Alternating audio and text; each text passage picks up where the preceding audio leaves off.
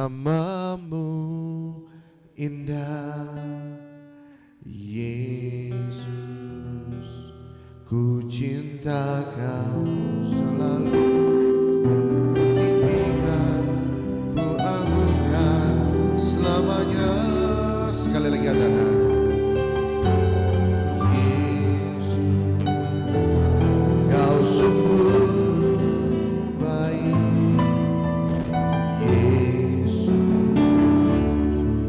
Namamu indah, Yesus, ku cinta Kau selalu, ku tinggikan, ku agungkan selamanya. Ku mau memujimu, ku selalu pujimu, ku mau menyembahmu, ku selalu sembahmu. Kau yang layak terima semua pujian, kemuliaan hanya bagi Tuhan. Ku mau memujimu, ku selalu pujimu, ku mau menyembahmu, ku selalu sembahmu. Kau yang layak terima semua pujian, kemuliaan hanya bagi Tuhan.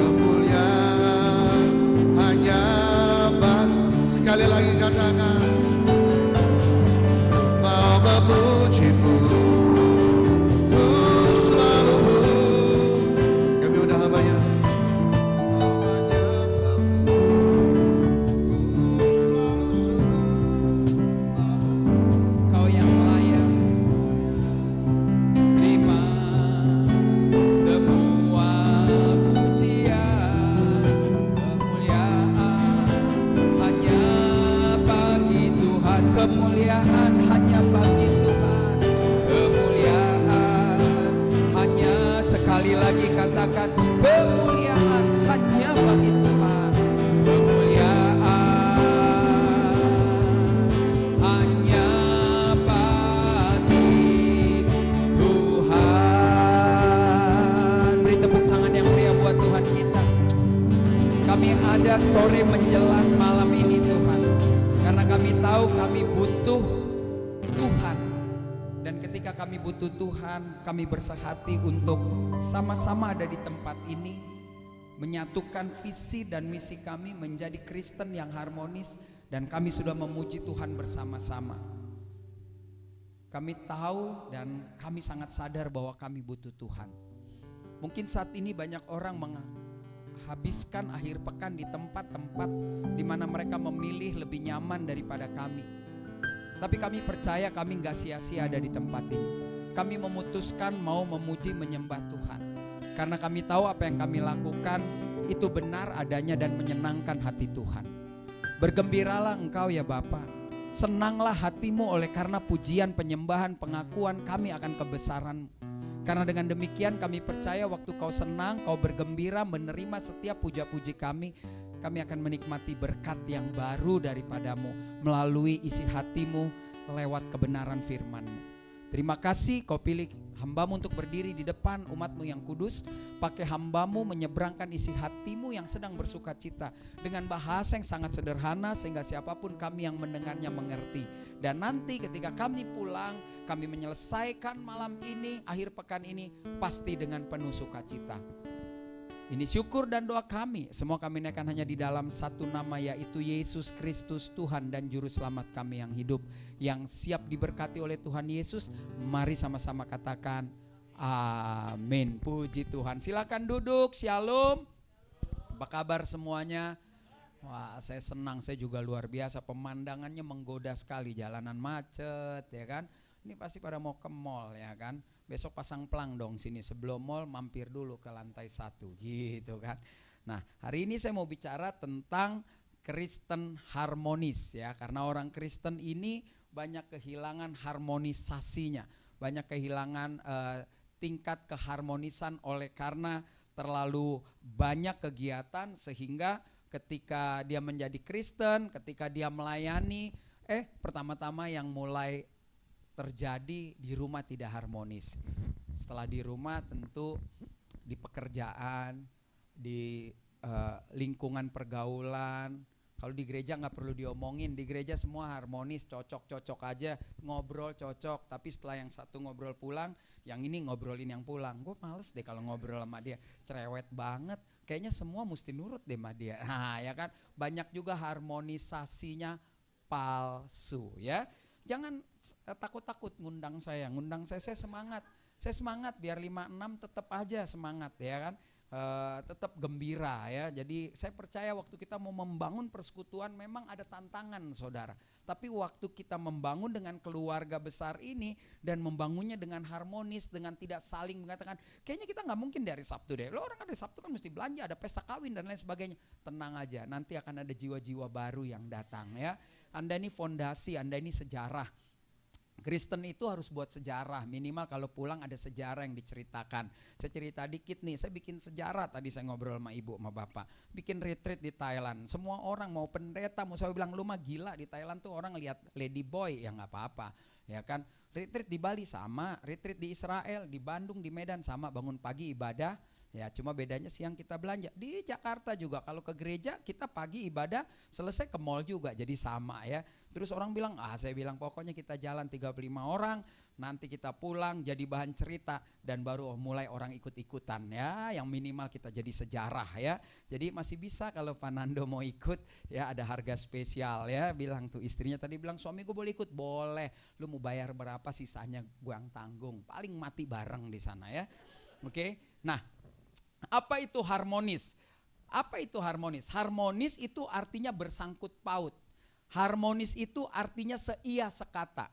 Harmonis itu artinya ada keselarasan, ada keserasian. Jadi kalau persekutuan doa ini dibangun dengan ikatan erat, bersangkut paut, satu sama lain bergantung, satu sama lain seia sekata, satu sama lain ada keselarasan, tidak ada yang lebih capek, tidak ada yang lebih males, semua harus sama. Terlihat mungkin Pak Nando paling capek, enggak juga, mungkin saudara juga capek dalam hal mendoakan, memikirkan. Jadi ketika tidak ada lagi hitungan, nah itu namanya harmonis saudara ya, ada keserasian. Ya kalau buat pakaian nggak cocok dibilang harmonis ya, paling juga nggak nyetel gitu, tapi kadang-kadang kita pakai lucu aja gitu. Ini nggak harmonis banget sih, nggak seia sekata, nggak selaras ya kan. Nah ibadah ini pasti harus selaras ya, ibadah ini harus sukacita. Nah Kristen itu apa sih? Kristen itu dalam terjemahan bebas artinya pengikut Kristus, udah titik. Atau mau lebih dalam lagi, karena banyak orang mengaku mengikut Kristus ya Pak ya, tapi mabok jalan terus. Habis kebaktian Sabtu ini malam dia udah mabok lagi, dia judi lagi. Besok Minggu dia basuh diri lagi, pentahiran ibadah lagi. Senin dia tipu-tipu lagi. Itu juga pengikut Kristus, tetapi tidak dalam. Karena Kristen yang saya maksud adalah orang yang mempercayakan dirinya kepada Kristus. Jadi orang yang mempercayakan dirinya, dia mempercayakan berarti dia tidak berkuasa lagi atas dirinya. Segala sesuatu diatur oleh Tuhan. Bagaimana caranya saya tahu Tuhan mengatur? Rajin-rajinlah baca Alkitab, rajin-rajinlah beribadah, rajin-rajinlah memuji Tuhan, rajin-rajinlah berdoa. Gak perlu dengar suara Tuhan di kuping, ntar takut sendiri, kaget sendiri. Tapi waktu kita baca firman Tuhan, kita akan tahu Tuhan sedang bicara. Dan dari situ kita mulai memberanikan diri, menyerahkan hidup kita sesungguhnya, sepenuhnya ke dalam tangan Tuhan. Itu yang saya maksud Kristen hari ini. Jadi Kristen harmonis, saya coba gabung dua bagian. Di dalam dua definisi sederhana ini, Kristen harmonis berarti pengikut Kristus yang hidupnya mendatang keserasian di dalam dunia. Nah ini Instagram renungan harian saya, tadi saya udah masukin tuh di story itu kan ya, saya punya renungan sejak COVID. Nah rombongan inilah yang mau retreat, kemarin Natal di Bali, retreat di Thailand, isinya macam-macam, ada yang dari Palu, dari mana-mana. Ternyata lebih gampang bikin persekutuan daripada bikin gereja saudara ya, karena kalau persekutuan apalagi online gitu, sakit lo gak nuntut ya kan. Kalau gereja dia nuntut sama gembalanya dan lain sebagainya. Kenapa dia nggak nuntut di sini? Karena saya nggak pernah minta kolekte saudara ya. Jadi lo ikut gua nggak bakal minta kolekte sampai gua mati. Jadi lo jangan komplain, nikmati aja firman Tuhan. Mungkin seperti nanti saudara nonton YouTube-nya, nikmatilah. Kalau ada komplain-komplain ke pengurus saja, jangan ke saya ya saudara. Nah Paulus adalah contoh mungkin seperti kelompok ini. Paulus itu bukan pendeta yang saya pahami. Paulus itu hanya orang yang dipakai Tuhan membangun jemaat dan lalu memilih gembalanya, entah pengurusnya, lalu pergi ke tempat lain membangun lagi. Makanya ada jemaatnya di Korintus, di Roma, di Efesus, di Galatia, ya kan, di Tesalonika, banyak sekali. Nah, itu yang dinamakan rasul dalam definisi. Waktu saya sekolah sih saya cuma tahu ada nabi, ada rasul, ada guru, ada pengajar. Ya guru sampai sekarang ada, pengajar sampai sekarang ada. Mungkin saudara nanti gak cocok sama saya, rasul udah gak ada saudara ya. Karena Bapak Gereja berdoa dengan pertolongan Roh Kudus menetapkan firman Tuhan dan rasul yang ada di Alkitab. Lalu saudara bilang, Pak itu ada rasul datang dari Amerika. Itu bukan rasul saudara. Rasul itu definisinya yang saya pahami, dia pergi ke satu tempat belum pernah dengar tentang keselamatan. Dia cerita resiko mati, habis itu dia pergi, terjadi gereja, itu rasul. Kalaupun ada orang yang sekarang pergi kemanapun, saya hanya berani mengatakan karunianya kerasulan gitu ya. Jadi sangat ngeri sekali buat saya ada orang bikin flyer, lu datang kebaktian, siapa yang bicara? Apostel ini. Saya sulit nerima gitu, mungkin kalau saudara nerima ya gak apa-apa. Kenapa? Karena cuma ada yang di dalam Alkitab ini saudara.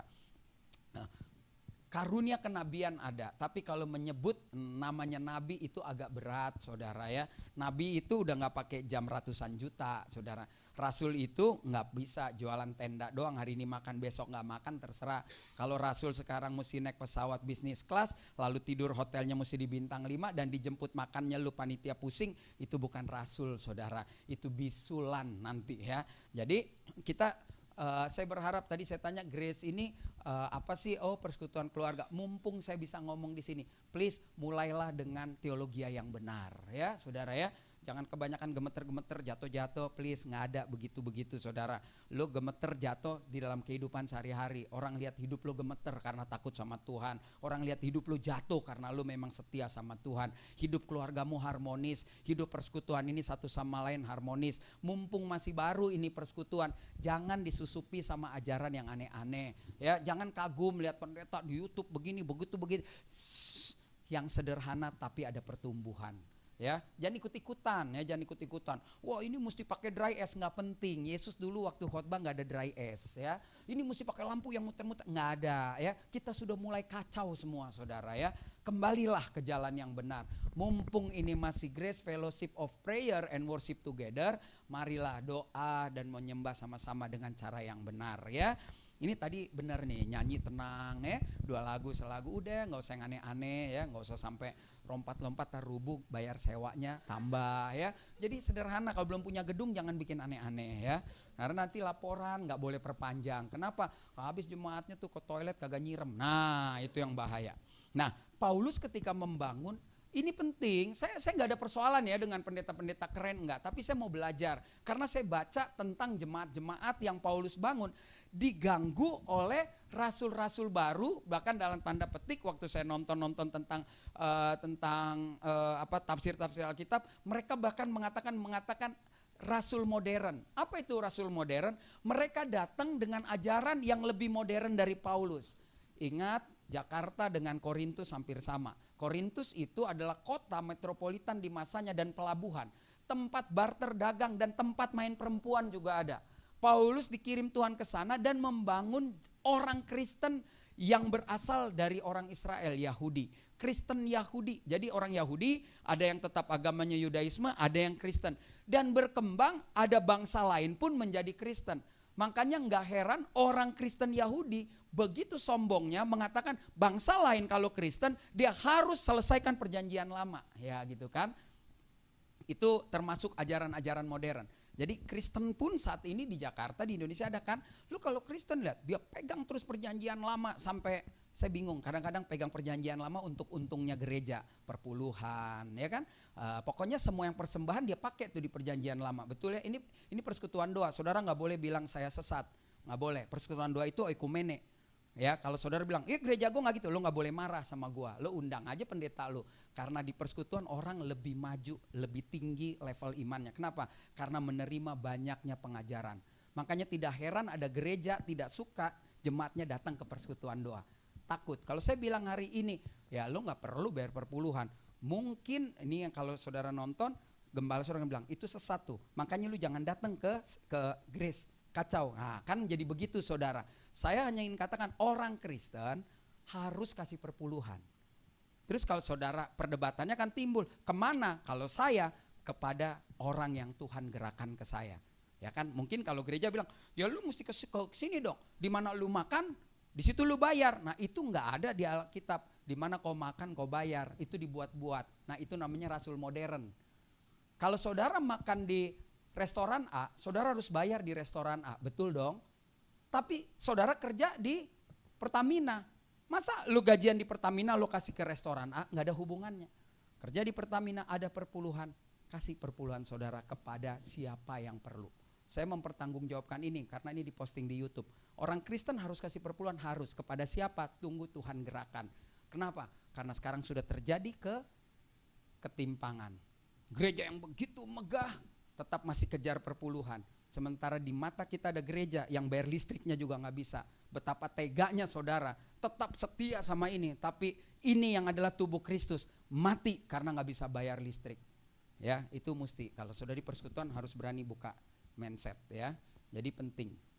Kalau saudara tanya, saya memberkati sekarang lagi dipanggil Tuhan rasanya. Saya sejak dari September suka ke Bali saudara. Saya dapat berkat 1 bulan. Perpuluhan saya beli tiket, saya beli hotel, gue khotbah di mana ada orang mau terima, syukur enggak ya udah. Enak kan? Enggak nyusahin gereja kecil. Gereja kecil nggak bisa undang pendeta karena pendeta minta tiketnya, minta ininya, wah hebat banget gitu. Dulu waktu belum ada apa-apa, masuk gang juga mau melayani. Sekarang punya mobil, dia tanya, kalau mau pembuktian, dengar baik-baik ini kalau ada pendeta nonton. Semua pendeta yang saudara anggap hebat di YouTube undang hari Sabtu ke sini untuk membuktikan. Kalau jemaatnya 6, PK-nya juga standar, belum jelas. Ya kan, biar dia tahu. Saudara kalau mau menguji hamba Tuhan itu harus seperti itu. Saya berapa kali ada persekutuan saya bilang, coba lo undang si A. Mana mungkin Pak kita undang. Karena lo sudah terframe bahwa tidak mungkin mengundang dia. Ya, saudara mesti undang. Tuh yang di YouTube followernya banyak, penontonnya banyak, undang semua. Kalau bilang, aduh saya penuh, lo kapan kosong? Gue tungguin. Jadi benar, saudara harus mesti seperti itu menguji seseorang. Apakah dia benar hamba Tuhan? Saya nggak bilang saya paling hebat, enggak. Tapi saya bersyukur saya besar di gereja tradisional. Karena saya dididik tidak boleh terlambat. Jangan pulang sebelum berkat. Saya nggak pernah terlambat. Minggu lalu lihat, saya di gereja nggak pernah terlambat. Saya pulang, saya tunggu berkat. Dan saya nggak akan pernah terima khotbah cuman beda jarak 1 jam. Nggak bisa. Hari sini harus kita tahu perjalanan sekian. Saya bukan pendeta yang habis khotbah saya pulang. Kenapa ada pelayanan lagi? Jangan pernah undang di sini orang yang seperti itu. Dari awal saudara mesti benar mindsetnya. Kalau nggak rusak saudara. Oh dia kan sibuk, habis khotbah dia pulang. Jangan diundang. Gitu. Mesti lo apa? Lo kalau khotbah di sini sampai habis doa berkat baru lo boleh permisi. Kalau perlu habis foto bersama dulu. Itu penting foto. Bukti hidup ya. Nanti kita foto bareng ya. Nah, kita akan bikin blur dikit biar kelihatan 2.000 orang. Nanti sama Pak Nando di set. Ya, jadi Paulus ini ingin merapihkan apa yang diajarkan rasul palsu. Nih, rasul palsu. Rasul-rasul modern datang tidak membangun loh, ngambil jemaat. Ya. Nyata kan di Jakarta seperti itu? Ya dong, punya duit, bangun gereja, kasih jemputan, pindah, kasih makan, pindah. Tidak ada jiwa baru, yang ada hanya memindahkan dari satu tempat ke tempat yang lain. Nah mereka mempertanyakan kerasulan Paulus. Paulus tuh nggak benar dan lain sebagainya. Hingga akhirnya mereka bingung. Nah kalau mau tahu, Korintus itu adalah kota yang luar biasa. Pertumbuhan iman Kristennya luar biasa. Baca kitab Korintus. Ada karunia roh yang luar biasa. Yang dikejar begitu banyak orang. Tapi pada kenyataannya hidup hari-hari tidak harmonis. Saya orang yang dari awal ketika saya memutuskan jadi pendeta. Dan mulai masuk dalam persilatan gereja-gereja main musik begini.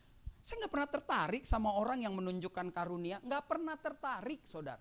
Apalagi ada orang bilang, Pak Tuhan ngomong sama saya. Sorry ini di YouTube nih. Nggak pernah tertarik bro. Sis nggak pernah tertarik. Buat saya yang menarik perhatian adalah ketika hidupnya jadi berkat. Buat tampil-tampil di sini. Banyak yang manipulasi. Mana ada orang masuk pujian. Masuk ke gereja. Ya gerejanya rame. Lalu WL-nya. Sorry kalau saudara nggak cocok nggak apa-apa. Biar ini perasaan saya aja nih. Dia masuk, lalu Wele bilang, Shalom, mari kita bangkit berdiri. Mari kita sama-sama berbahasa roh. Saya nggak pernah masuk akal di saya. Karena saya sorry walaupun S1 saya sekolah beneran. Bukan sekolah abal-abal yang nggak tahu jarang sekolah atau jadi doktor banyak ya. Saya nggak pernah bisa tahu. Dan saya percaya ada bahasa roh. Tapi nggak bisa saudara perintahkan begitu. Mari kita sama-sama. Nggak bisa gitu. Kenapa? Karena ketika karunia dinyatakan. Satu, harus ada kemuliaan Tuhan dinyatakan. Ketika karunia dinyatakan, ada orang bingung, makanya Paulus bilang, bingung sama dia. Itu harus hati-hati ya. Saya percaya ada kesembuhan, saya percaya ada penglihatan, saya percaya Tuhan bisa ngomong. Tapi saya mulai ragu hari-hari ini kalau Tuhan ngomong di Indonesia. Karena tiap minggu orang ngomong Tuhan bicara sama saya. Dan bicaranya jangan keraskan hati untuk kasih sumbangan, kan begitu doang. Gak pernah ada yang gak enak gitu. Ibu orang kaya, Tuhan bicara, Bu, ibu tuh Tuhan ngomong sama bapak begini. Enggak ada, selalu bagus. Dan penyataan Tuhan kenapa lebih banyak ke orang kaya daripada ke orang susah? Iya dong, karena orang susah habis kasih penyataan Tuhan, kita mesti kasih dia duit. Kalau orang kaya habis kasih penyataan pulang, nggak naik mobil Pak, ada supir yang nganterin. Amplop tebel lagi. Nah ini penting, mumpung Grace Fellowship of Prayer and Worship Together masih muda. Masih berapa tahun sih? 2 tahun? Belum, mumpung masih bayi jangan salah makan bubur. Ya, sorry nih ya, nggak apa-apa kalau nggak cocok boleh diedit. Nih, lihat, Paulus selalu goncang, mereka bilang lu dateng dong. Paulus kan sibuk, aduh gue nggak bisa dateng, gue tulis surat aja ya. Nah ini suratnya yang cantik banget. Yuk kita baca sama-sama. 1, 2, 3. Tetapi aku menasihatkan kamu, saudara-saudara, demi nama Tuhan kita Yesus Kristus, supaya kamu seia sekata dan jangan ada perpecahan di antara kamu, tetapi sebaliknya supaya kamu erat bersatu dan sehati sepikir. Saudara, kalimat di bawah ini tidak mungkin terjadi sampai saudara dan saya mati bangkit lagi. Nggak mungkin ada orang Kristen bisa seia sekata. Nggak mungkin. Saudara katanya ini masih keluarga. Keluarga aja nggak seia sekata untuk persekutuan ini. Terus dikatakan jangan ada perpecahan. Perpecahan pasti ada, saudara. Lalu dikatakan sebaliknya supaya kamu erat bersatu sehati sepikir. Nggak bisa. Makanya Paulus itu orang yang sekolah, saudara. Dia tahu yang ini nggak bisa. Bagaimana agar bisa? Dia pakai pembukanya di atas, demi nama Tuhan kita Yesus Kristus, maka yang gak bisa ini pasti bisa. Suami istri ini istri, tiap hari berantem, saudara, bukan pukul-pukulan, minimal berantem gak sama pikirannya. Ya, enggak lah, menurut gua gini, lu gak bakal bisa. Sampai mati perempuan dan laki gak bisa sama. Makanya kita butuh penengah, butuh Yesus untuk apa? Mengkerucut sampai pada titik yang sama. Kapan? Mungkin nanti waktu yang sempurna datang.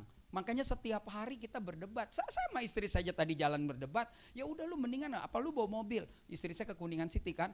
Enggak, ya lu naik Grab apa? Ya nanti lu bahaya berdebat juga.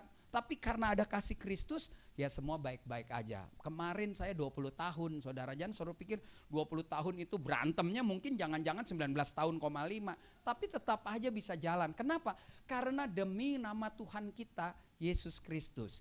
Nah, dari sini kita belajar bagaimana agar harmonisasi itu bisa terjadi. Bagaimana saudara dan saya jadi orang Kristen yang bisa mempertontonkan bahwa hidup kita adalah hidup yang tadi saya katakan ada keserasian.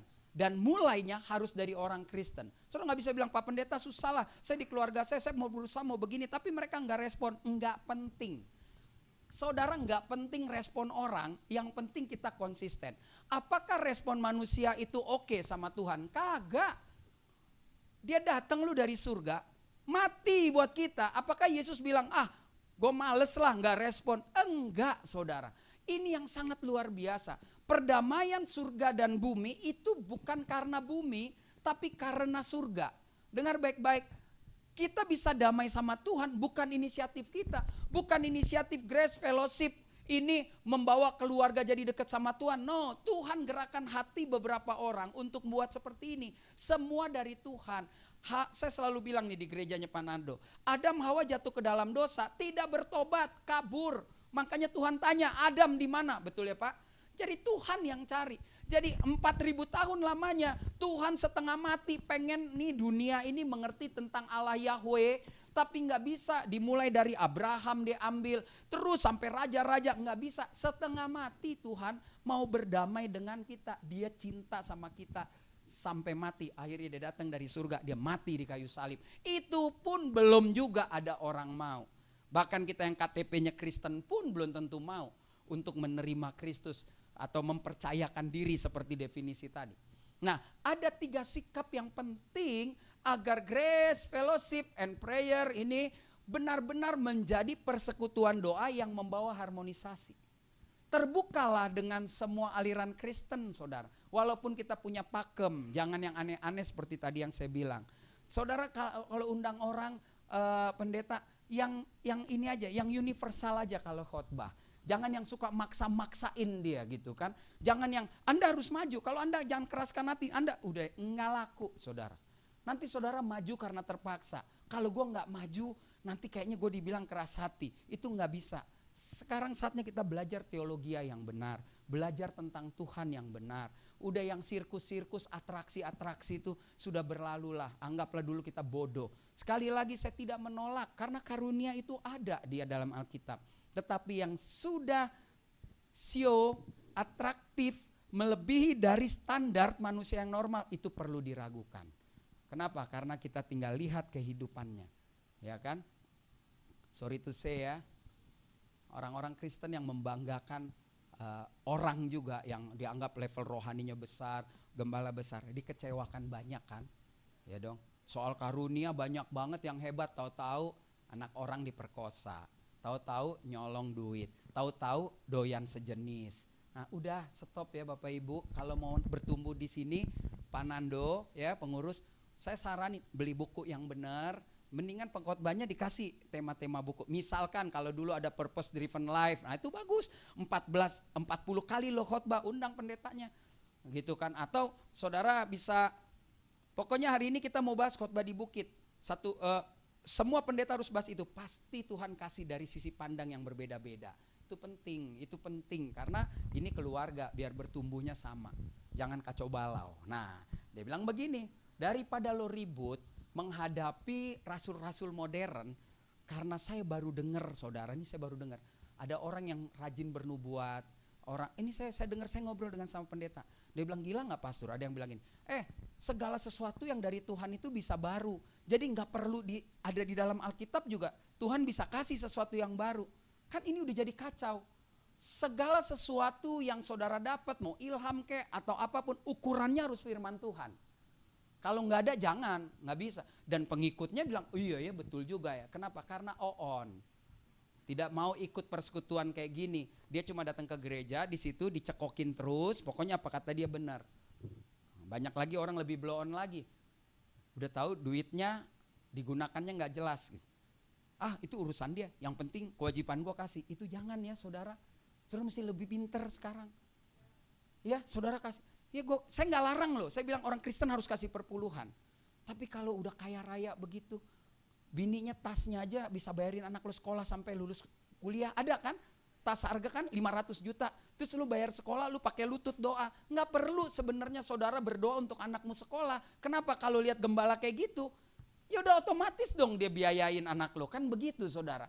Nggak perlu kalau dibilang, ibu banyak berdoa, Tuhan buka jalan. Tapi tas bininya 600 juta, pindah gereja. Beneran. Ini kacau nih ntar nih, rame. Judulnya pindah gereja aja di ini. Iya bener. Saudara ini serius, mumpung ini kan kita deket nih. Saya mau ngomong yang benar, apalagi baru. Supaya gak salah arah. Dan jangan pernah membanding-bandingkan. Gereja ibu, gereja ini, beda, ribut, gak penting. Di Grace Community, visi misinya harus sama. Nah, lo gereja lo yang nyanyi, gereja lo organ genjot, gereja lo pakai band, pakai dry es, gak mau tahu. Kalau lo ada di Grace Community, lo mesti di Grace Community aturan mainnya, itu baru keren. Kalau enggak, sorry, bukan ngusir, enggak cocok.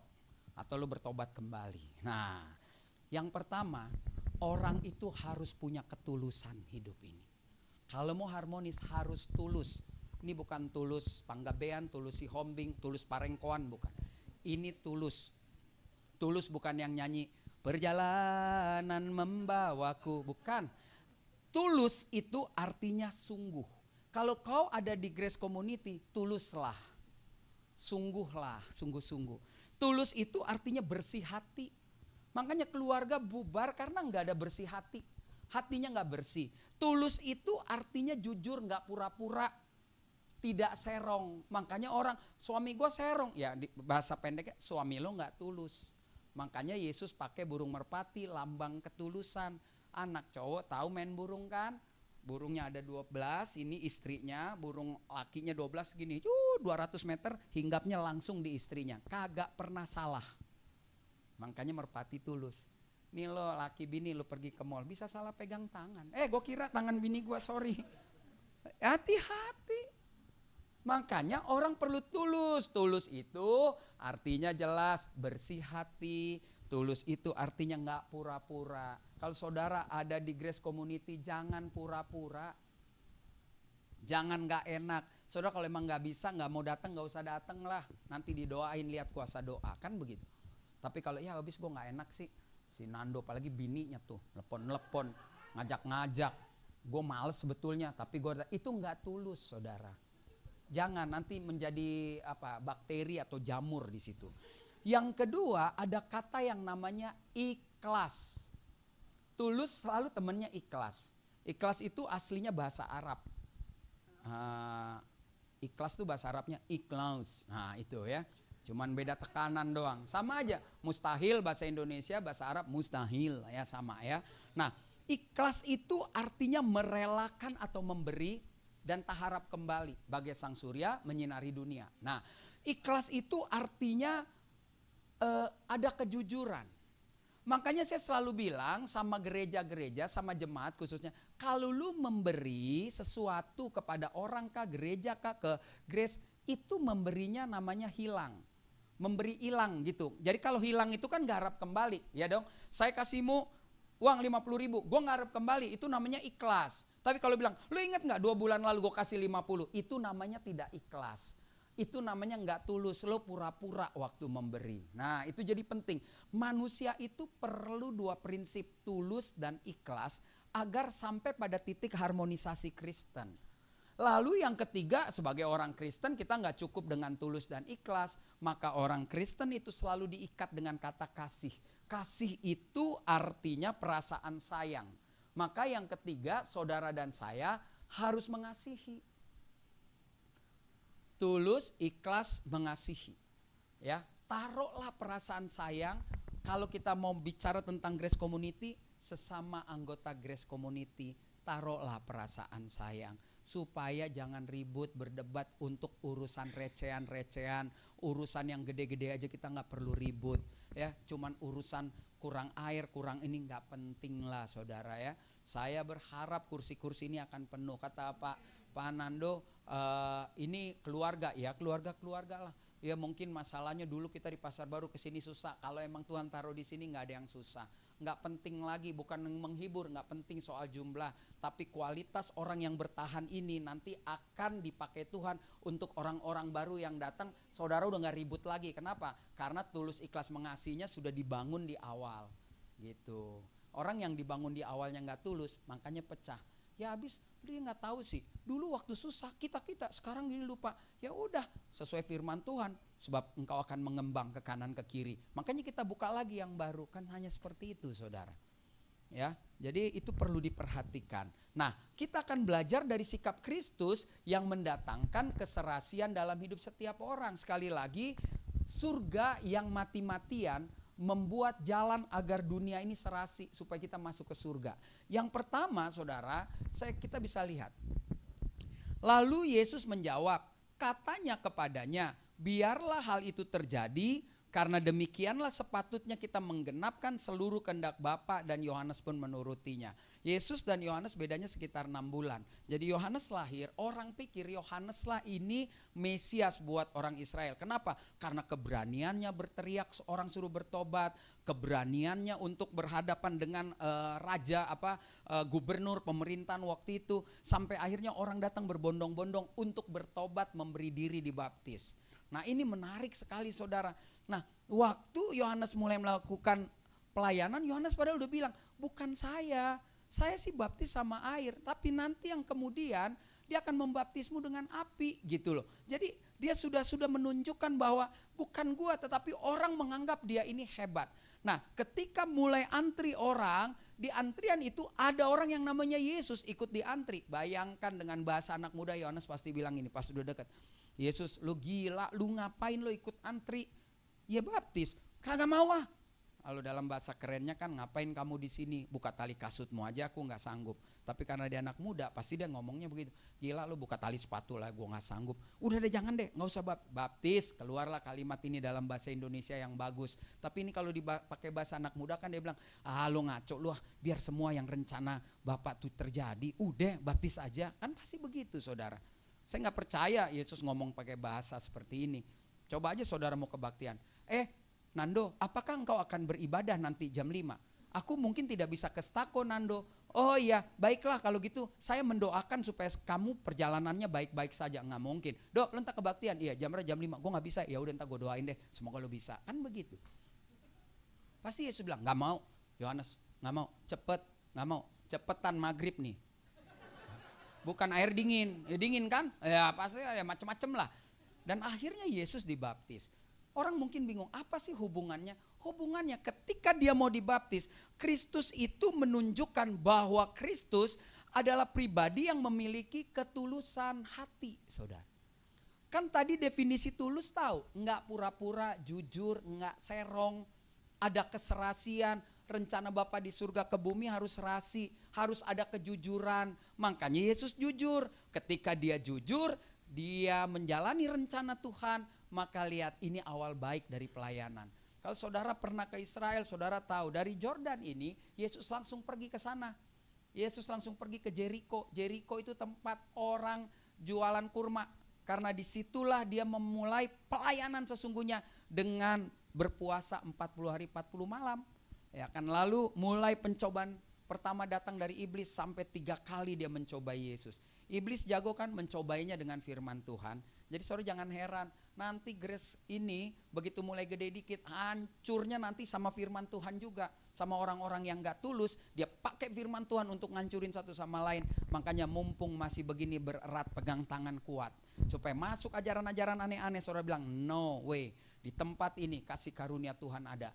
Lo mau dari gereja HKBP ke GBI ke GPDI ke, mau gereja mana ke, gereja apa tadi 1 jam saja, gereja sampah yang di Mesir ke mana. Kalau di Grace Community, aturan mainnya Grace Community gitu. Jadi saudara nggak akan hancur. Jangan mau ajaran lain mau bikin pusing gitu. Jangan di tempat ini saudara ribut soal baptis. Baptis mesti selam, mesti percik, nggak ada gunanya. Saudara nggak bakal maju, ya kan? Terus saudara berdebat seperti ahli teologi, oh nggak bisa baptis, nggak penting saudara. Karena saudara nggak jadi hakim untuk itu. Kalau saya bilang lebih kejam lagi, orang masuk surga emang harus dibaptis? Nggak juga. Kalau dia pas tobat di rumah sakit mati gimana? Saudara punya hak bilang orang nggak bisa masuk surga, ya kan? Bagaimana yang di sebelah kanan? Yesus, lu kalau datang sebagai raja ingat gua dibaptis nggak? Enggak, saudara. Makanya keselamatan itu kasih karunia Tuhan. Ketika kita menjadikan Yesus Kristus sebagai Tuhan, kalau nggak mati, ya saudara dibaptis dong. Karena baptis itu proklamasi, memproklamirkan diri di hadapan Tuhan, hamba Tuhan dan jemaat Tuhan, saya menjadi Kristen. Soal cara di Grace Community saudara nggak perlu ribut. Karena ada yang datang mungkin dari gereja yang tidak diving. Saudara yang diving merasa diri benar. Yang nggak diving juga punya alibi loh. Saudara jangan sok nggak bisa. Artinya baptis so. Lo ngomong lo sesama orang pasar. Lo kalau ngomong sama yang jago teologi ya gimana? Susah lo bisa membuktikan bahwa lo paling benar. Jadi itu nggak penting, nggak perlu ribut saudara. Karena ini bukan gereja. Kalau gereja lo boleh. Kalau lo mau jadi jemaat, baptisnya harus seperti gereja gua. Tapi kalau persekutuan, please jangan diributin soal itu.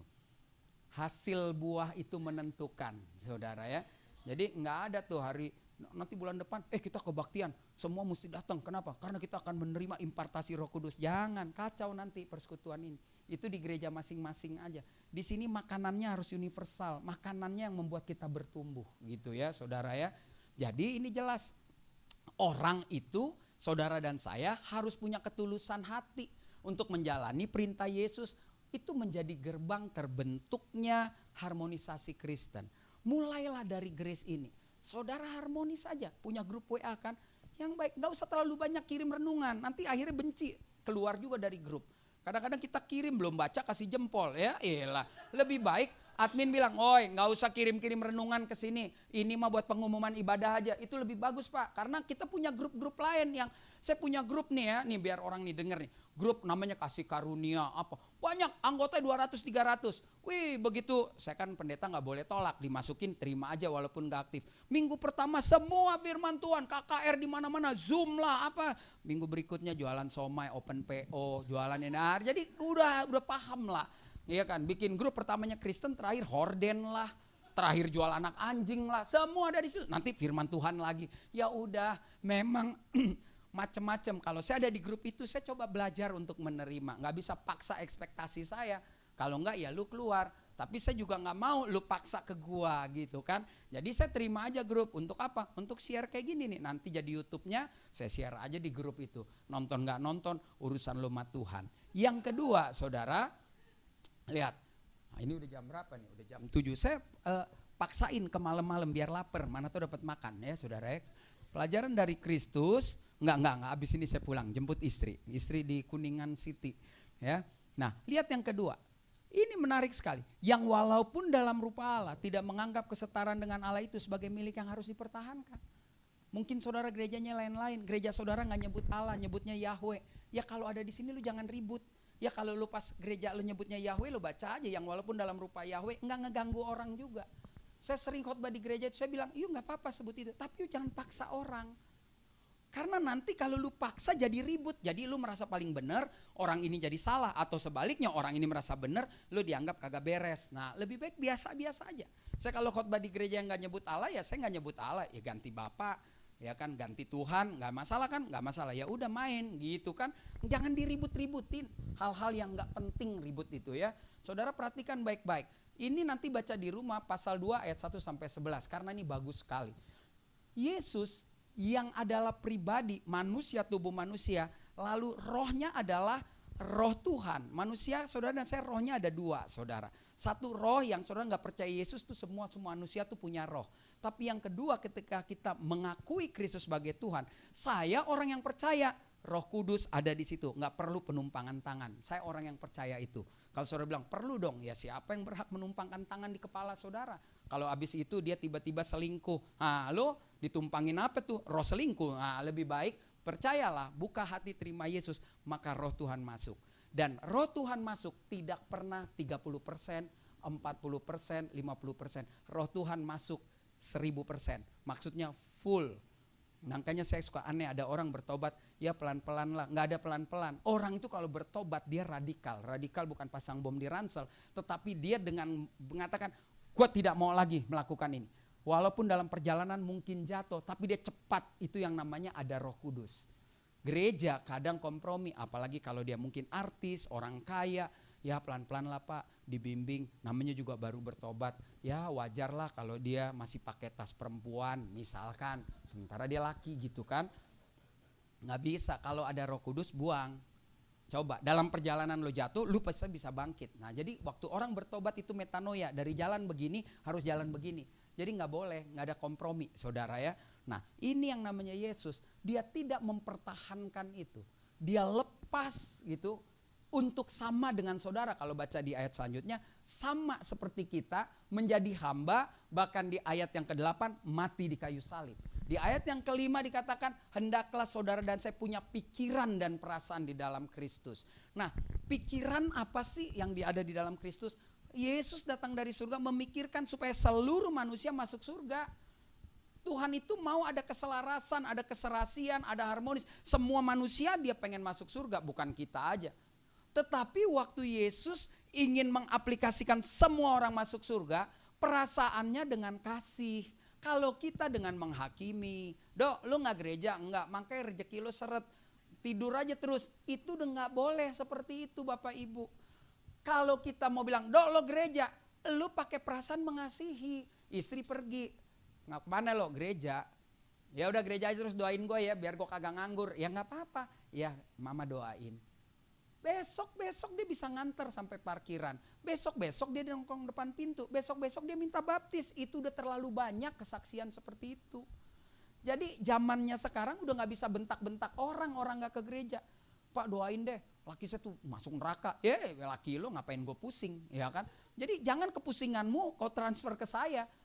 Ibu mau suaminya ke gereja atau istri ke gereja, udah lo diem, lo lepas aja ego lo untuk mempertontonkan Kristus dalam hidupmu setiap hari. Berubah orang. Nggak mungkin kita selama masih manusia, bukan macan, pasti ada perasaan. Walaupun hari-hari ini manusia nggak punya perasaan ya, sampai setan aja kagum. Ya kan setan nggak pernah perkosa anak setan, tapi bapak bisa perkosa anak sendiri. Setan nggak pernah bilang, jahatan dia Tuhan gitu saudara ya. Jadi benar. Nah yang kedua, lihat Kristus menjalani hidupnya dengan ikhlas. Dia kehilangan kemuliaannya supaya dia sama saudara, supaya dia rasakan bagaimana sakitnya dicambuk, supaya lu jangan dicambuk biar lu tahu sakitnya begini. Nah itulah dia Yesus. Dia memberi nggak harap kembali. Saudara kalau baik sama Tuhan bukan karena Tuhan minta harap kembali. Karena Tuhan sedang mengajarkan saudara dan saya tahu bersyukur. Ya kan? Saudara kalau mengalami kasih Tuhan tuh saudara bertobat benar-benar tiap hari berdoa. Terus saudara pelit aja jadi orang. Nggak apa-apa, Yesus juga nggak merasa rugi. Cuma kan bingung aja orang melihat. Katanya lu mengalami kasih Tuhan.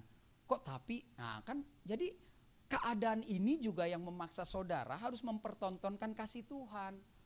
Ya kan Tuhan tetap Tuhan. Saudara bilang Yesus bukan Tuhan, gondrong, ya terserah. Gua mau tinggalin Yesus, nggak bener, ya terserah. Yesus tetap Yesus tetap Tuhan. Saudara mau marah kayak apapun dia nggak penting, pokoknya gue Tuhan. Jadi kalau mau menjadi pengikut dia, sudah dapat hidayah kata saudara kita, lu nggak usah lagi ribut. Kenapa? Kerjakan apa yang Tuhan mau. Dan salah satunya yang Tuhan mau adalah saudara dan saya jadi berkat. Berkat bukan sekedar uang loh, cara hidup kita yang harmonis itu bisa membawa orang pada pertobatan. Uang itu sifatnya semu sementara saudara. Saudara kasih saya uang, habis itu belum tentu saudara menjadi baik atau saya lebih baik. Enggak ada hubungannya. Tetapi waktu kita mempertontonkan kasih Kristus lewat hidup yang harmonis, itu bisa membawa banyak jiwa. Nah, apa yang dilakukan Yesus dengan tidak menolak rencana Bapa, Yesus menunjukkan kerelaannya berkorban. Makanya ikhlas itu hilang, saudara. Melakukan hal yang baik itu hilang, nggak boleh nuntut. Ini brother saya sibuk nih, apa segini. Itu ya hilang, nggak boleh dia ceritain besok, lu kalau nggak ada gua, itu namanya nggak ikhlas. Nanti saudara bilang, siapa yang suruh lo liput-liput lah, kerajinan aja lo. Kan jadi repot, saudara. Nah, dibutuhkan keikhlasan. Makanya Yesus ini hebat, tidak menolak rencana. Saudara dan saya harus ikhlas. Ikhlas jalanin hidup sesuai dengan firman Tuhan. Kenapa? Karena itu menjadi jembatan untuk kita menuju harmonis. Kadang-kadang waktu kita mau ikhlas, banyak yang hilang dari kita. Yang paling ngeri adalah hilang harga diri. Ya kan? Yesus kehilangan harga diri, diludahin lu saudara, ditendang, diinjek, malah ada yang sombong bilang, biarin dia mati, darahnya gue yang tanggung, keturunan gue, waduh ngeri banget saudara. Jadi ini penting buat kita semua. Kalau kita serius mau jadi orang yang dipakai Tuhan, jadi agen-agen yang membawa harmonisasi di dunia ini, jangan pernah pikirin mereka meresponnya tidak baik. Nggak usah, kalau baik ya udah bagus, kalau nggak baik nggak penting. Yang penting saya konsisten menjadi orang yang ikhlas menjalani hidup sesuai firman Tuhan. Yang ketiga saudara, apa yang dilakukan Yesus? Dia naikkan saudara dan saya pada level yang berikutnya. Dulu kita menjadi hamba. Hamba itu bahasa Indonesia yang dipercantik saudara. Aslinya babu, kacung saudara, pembantu. Orang yang tidak berhak atas dirinya. Kalau jadi budak, dulu mau jam 3, jam 4 subuh gue bangunin lu mesti kerja. Makanya zaman semakin berubah, berkembang. Budak-budak sekarang lebih modern. Handphonenya 3, ada XL, ada Telkomsel, ada Indosat. Kalau lagi nyetrika bisa telepon ke kampung sejam pakai XL, lagi gratis. Pakai Telkomsel, pakai ini. Sekarang kan lihat harga dirinya lebih tinggi. Budak sekarang kita marah, dia bisa lapor ke hak asasi manusia, kita bisa dipenjara. Tapi dulu budak tidak berkuasa, makanya budak ditato. Gua bos, lo budak, gua tato, cebret, lo pergi kemana-mana, punya si Reo. Kalau gua udah bosen, dok lo bayarin nih budak nih, berapa? 15 juta. Dia tidak berkuasa atas dirinya.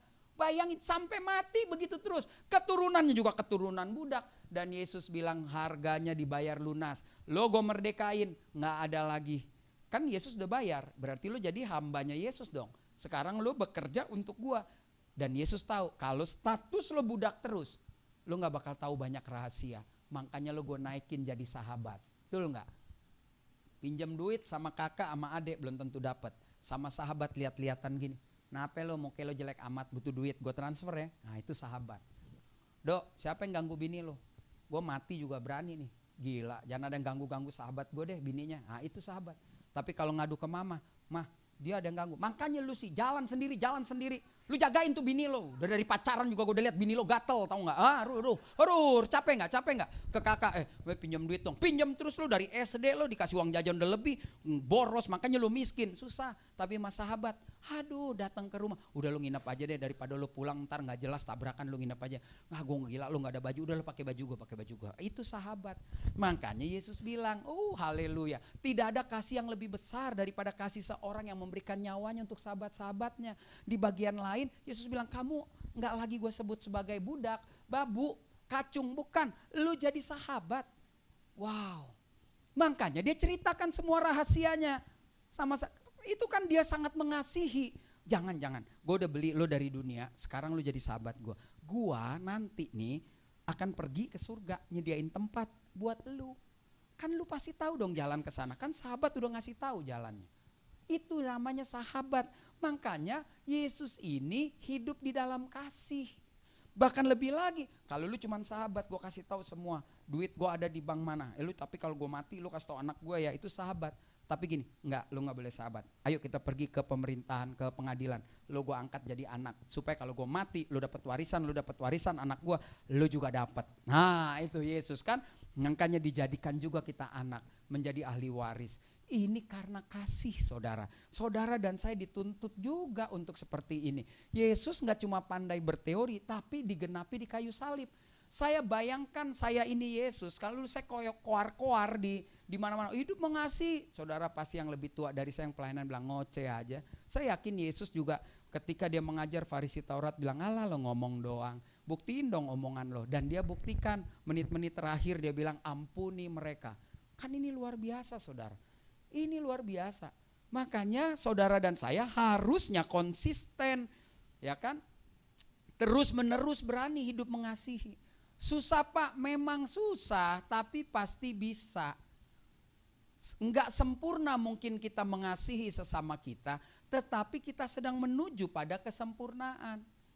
Jangan itu dijadikan alasan kita susah hidup dalam kasih. Kasih ini juga kadang perlu pelit loh saudara. Ngerti ya? Dia sahabat, pinjam duit 10 juta gue kasih, usaha bangkrut. Ya gue pinjam lagi 10 juta bangkrut. Yang ketiga gue gak kasih. Bukan gue pelit, karena gue mengasihi lo. Supaya utang lo gak terlalu banyak sama gue. Lo kerja aja deh yang benar. Yang benar aja lo angkat-angkat sampah kayak apa. Nanti gue lihat, oh dia serius lo. Baru kita modalin. Mungkin ada mesin plastik untuk jadi biji plastik. Dan lain sebagainya. Kasih itu juga bisa berkata tidak loh saudara. Yesus juga banyak berkata tidak loh. Ketika dia harus dikonfrontir dengan ahli-ahli Taurat. Yesus menjalani banget adat istiadat. Tapi begitu ada kebiasaan aturan main Tuhan yang dijadikan kebiasaan turun menurun, Yesus juga gak mau. Oh gak bisa gitu kan. Mereka kan ahli-ahli Taurat semaunya aja menafsirkan. Yang penting gue cuan, ada untung gitu. Yang penting gue bisa menghakimi lu gak bisa menghakimi gue. Contoh orang buta yang harus ke Siloam. Waktu dia bilang saya gak tahu, pokoknya saya buta.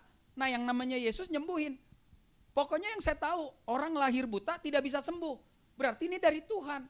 Saudara orang Farisi, Saduki, orang-orang pintar bilang gini, lo ngoceh aja lo lahir aja udah buta. Dia bilang lo lahir aja penuh dengan dosa, ngajarin gua lagi. Kan sombong saudara. Justru Yesus bilang, lo lahir buta, bukan bapak lo yang salah, bukan lo yang salah, tapi lewat buta lo kemuliaan Tuhan akan dinyatakan. Jadi di balik semua kelemahan kita akan ada kemuliaan Tuhan. Waktu saudara dan saya mau berani konsisten hidup di dalam kasih. Jadi hari ini saudara, singkat kata singkat cerita. Ya ini dulu ada lagunya kan. Kristen harmonis akan terjadi jika kita berani lakukan 3 tindakan sederhana. Hidup dengan tulus, hidup dengan ikhlas, hidup dengan dasar mengasihi. Maka Tuhan pasti memberkati kita. Kita pulanglah nanti dengan tulus, sampai rumah berdoa, besok ke gereja dengan tulus, dengan ikhlas. Kita memang harus kehilangan banyak hal ketika ingin menyatakan rasa sukacita kita kepada Tuhan. Lalu yang ketiga, terus mengasihi. Kalau kita gagal, bangkit lagi terus mengasihi. Memang kadang sakit, tetapi waktu kita ikhlas, yang sakit itu menjadi sesuatu yang rela kita rasakan. Karena di balik itu, saudara tanpa sadar sedang dipakai Tuhan naik dan lebih tinggi lagi. Saya percaya grace ini akan dipakai Tuhan lebih tinggi. Ini bukan Tuhan bicara nubuat, bukan. Orang yang bertahan pada kesudahannya. Firman Tuhan bilang apa? Dia akan selamat. Bertahanlah, jangan pecah. Ketika saudara memulai masih jadi fondasi awal ini mesti kuat. Mesti hanya Tuhan Yesus yang ditinggikan. Nggak ada yang kuat satu sama lain. Yang duitnya lebih banyak juga dia harus ikhlas ketika memberi. Terus gue gak punya duit, modal kan ya. Orang dunia aja bilang modal itu ada 3. Yang pertama punya duit, yang kedua punya otak, yang ketiga kan yang mengeksekusi. Lu punya duit kalau gak ada yang jalanin gak jalan juga. Lu punya duit gak ada otak ya habis juga duit lu. Jadi ini dalam persekutuan juga ada. Harus ada yang punya duit, harus ada yang memikirkan, harus ada yang mengerjakan. Kalau enggak susah, enggak boleh satu sama lain lebih tinggi. Jangan bilang, ya lu gue bisa pecat karena gue punya duit. Nah itu cikal bakal persekutuan hancur. Yang enggak punya modal tapi punya tenaga. Lu punya duit juga kalau gue enggak jalanin enggak jalan. Enggak boleh saudara. Kalau mau mulai 3 unsur ini harus ada. Nah 3 unsur inilah yang akan dipakai Tuhan untuk menceritakan kebaikan Tuhan. Jangan pernah tarik orang datang ke tempat ini. Tapi muliakan dan tinggikan Tuhan, orang datang. Alkitab bilang kalau Yesus ditinggikan, salibnya diberitakan, pasti dia menarik semua orang. Bukan saudara, jangan lu capek kalau cuma lu datang dong tempat gua, nanti terus pulang lu beliin makan, lu capek, udah gak zaman. Yang penting ini pengurus ini semua setia. Dia harus makin bertambah, ku harus makin berkurang. Nama Yesus saja disembah, ku di tempat paling belakang. Itu lagu sekolah minggu. Ada ayatnya, bila Yesus ditinggikan, salibnya diberitakan, pasti dia menarik semua orang datang kepadanya. Tugas kita, tunjukkan hidup kita harmonis, tunjukkan hidup kita penuh ketulusan, keikhlasan dan mengasihi. Tuhan yang akan menggerakkan orang datang ke tempat ini, dan saudara tinggal memaintainnya dengan baik. Haleluya. Tuhan Yesus memberkati. Mari kita berdoa. Kami ingin mengatakan kami bangga punya Tuhan Yesus seperti yang kami sembah, karena dia adalah Tuhan yang tidak pernah meninggalkan perbuatan tangan-Nya. Engkau selalu ada di mana kami membutuhkan Engkau. Bahkan ketika kami jatuh, enggak Kau biarkan tergeletak. Ketika kami menangis, telingamu begitu tajam untuk mendengar, dan Kau tampung setiap tetes air mata kami di kirbat-Mu. Kau mengubah air mata kami menjadi mata air yang menyejukkan hidup kami dan menyejukkan orang yang melihat kehidupan kami. Terima kasih untuk malam ini. Di waktu yang singkat kami belajar bahwa kami harus jadi orang Kristen yang harmonis. Kami harus jadi orang Kristen yang mempertontonkan harmonisasi ini dengan cara hidup yang telah tadi kami pelajari, bagaimana Kristus hidup di dunia. Terima kasih Tuhan Yesus untuk ketulusan-Mu, untuk keikhlasan-Mu, untuk cara Engkau mengasihi kami. Itulah yang menggugah kami untuk lebih dan lebih lagi mencintai-Mu. Baik maut, baik penguasa di udara, baik apapun yang coba merusak hubungan kami, tidak ada yang mampu memisahkan kasih Kristus dalam hidup kami. Terima kasih Bapa. Inilah syukur dan doa kami. Semua kami naikkan hanya di dalam satu nama, yaitu Tuhan Yesus Kristus, Tuhan dan Juru Selamat kami yang hidup. Haleluya. Yang sudah diberkati sama-sama katakan amin.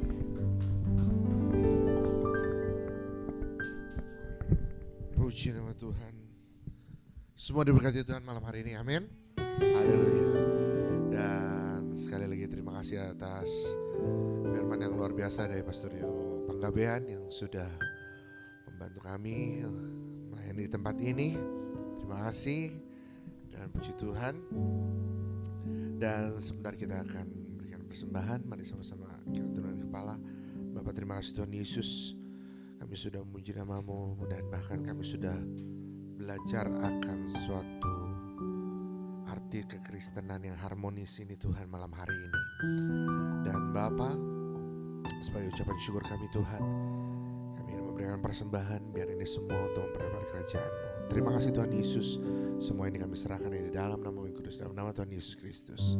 Sama-sama katakan amin, amin. Ku bersyukur,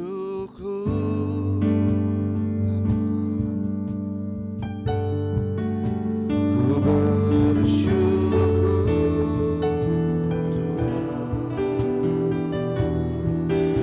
buat kasih setia-Mu di dalam hidupku. Ku bersyukur,